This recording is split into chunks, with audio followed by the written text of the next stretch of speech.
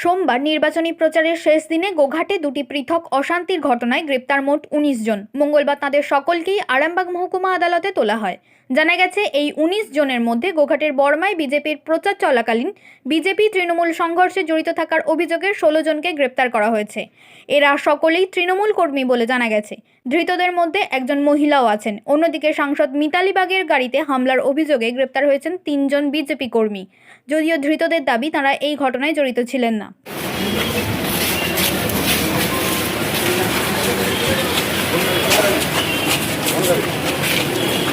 কেন ভাঙচুর করলেন?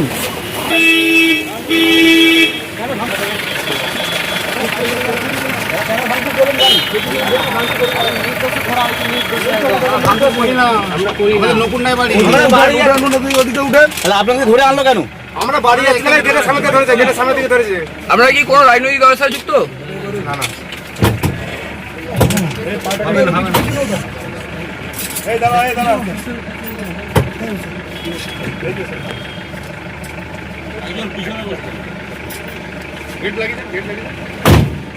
আপনারা কি কোনো রাজনীতির সঙ্গে যুক্ত? না না না। হ্যাঁ, আমরা এখানে আসছিলাম, গেটের সামনে স্যারেরা কি ভাব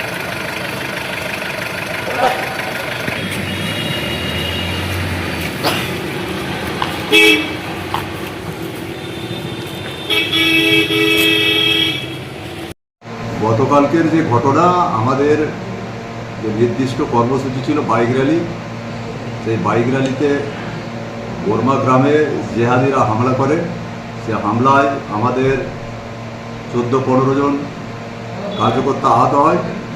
তারা যখন গোঘাট স্বাস্থ্যকেন্দ্রে তাদের চিকিৎসা হচ্ছিল, সেই সময় তৃণমূলের সাংসদ মিতালি বাগ ওদিকে যাওয়ার সময় ইচ্ছাকৃতভাবে ওখানে দাঁড়িয়ে নাটক করে এবং পরিকল্পনাভাবেই ওদের দলের যে গোষ্ঠীদ্বন্দ্বে ঘটনা ঘটেছে তার সিসিটিভি ফুটেজ আপনারা বিভিন্ন জায়গায় দেখেছেন।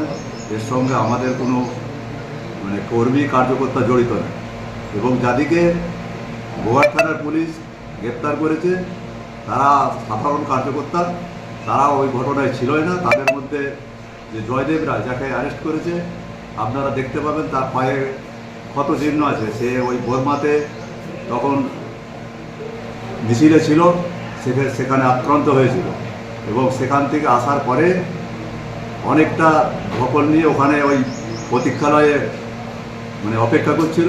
তারপরে সে কার্যালয়ে আসার সময় তাকে অ্যারেস্ট করে এবং যে 2-3 জনকে অ্যারেস্ট করেছে তারা সকলেই, তার ফুটেজ আমাদের কাছে আছে, তারা ওই বর্মাতে আমাদের র্যালিতে ছিল।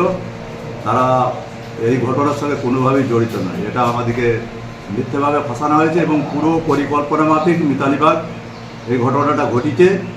ওনার মতন অভিনেত্রী গোটা ভারতবর্ষ জুড়ে খুঁজলে পাওয়া যাবে না। কালকের ওই মিতালি বাগের গাড়ি ভাঙচুরের ঘটনার সঙ্গে আমাদের কোনো কর্মী জড়িত নয়, এটা আমরা দায়িত্বের সঙ্গে বলতে পারি। ওটা আমাদের গোষ্ঠীদ্বন্দ্বের ব্যাপার।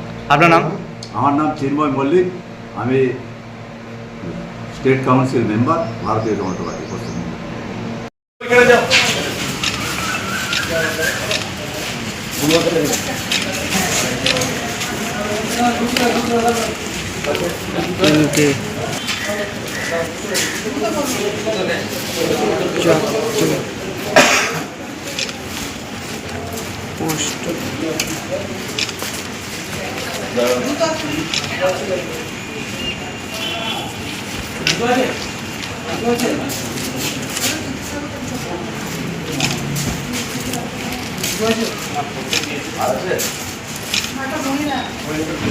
নিউনুর সোফা সেন্টার।